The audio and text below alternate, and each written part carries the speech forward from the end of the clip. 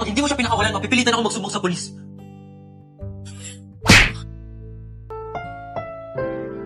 Ang susunod na programa ay rated PG.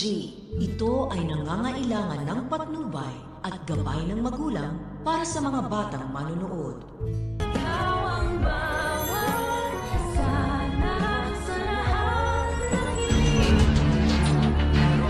Huwag kang makikinig sa kanya. Iba na siya. Halimaw na ang daddy mo. Please, pakawalan mo na ako. Talaga nga namang kuhang-kuha ni Direk at ng mga writers ang inis at galit ng mga viewers ng abot kamay na pangarap. Dahil ang inakakala ng lahat na pagliligtas ni Harry dito kay Lynette ay naudlot pa nang dahil nga sa nakonsensya siya. Dahil tama nga na naman si Aling Susan sa blood is thicker than water. Dahil nang maisip ni Harry ang mga kabutihan ng kanyang ama sa kanya noon ay hindi na natuloy ang pagsusumbong nito sa mga tanod. Kaya naman ngayon ay tuloy-tuloy pa rin ang pagdurusa ni Lynette at ito ngayon nakatali na naman at bihag ni Carlos. Kaya naman magmamakaawa itong si Lynette kay Harry na pakawalan na lang siya dahil kung tutuusin daw ay halimaw na itong si Carlos at hindi na ito ang tatay na kilala ni Harry at kailangan ng mabuksan ang isipan ni Harry bago pa mahuli ang lahat. Buong akala naman ni Lynette nakakalaga na siya ni Harry dahil tumayo ito.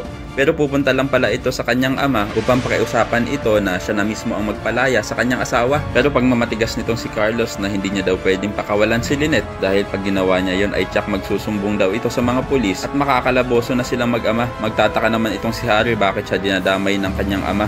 Obviously, idadamay siya ni Carlos bilang accessory to the crime. Pero mukhang tuluyan na nakonsensya itong si Harry at kapag hindi pa rin daw pinakawalan ni Carlos ang kanyang asawang si Lynette ay siya na mismo ang magsusuplong sa kanyang ama at wala na siyang pakialam kung makulong ito habang buhay. At dahil dito ay tila magdidilim ang paningin nitong si Carlos at makikita niya ang frying pan at makukuha niya ito at hihahataw niya ito sa ulo ng kawawang si Harry. Dali-dali namang bubulagta sa sahig itong si Harry at mawawala ng malay. Kaya naman ko isa ka rin sa mga umaasang sana hindi napuruhan itong si Harry at mabuhay pa ito ay pakilike ang video na ito and don't forget to subscribe. Thanks for watching and see you on our next episodes. Bye-bye!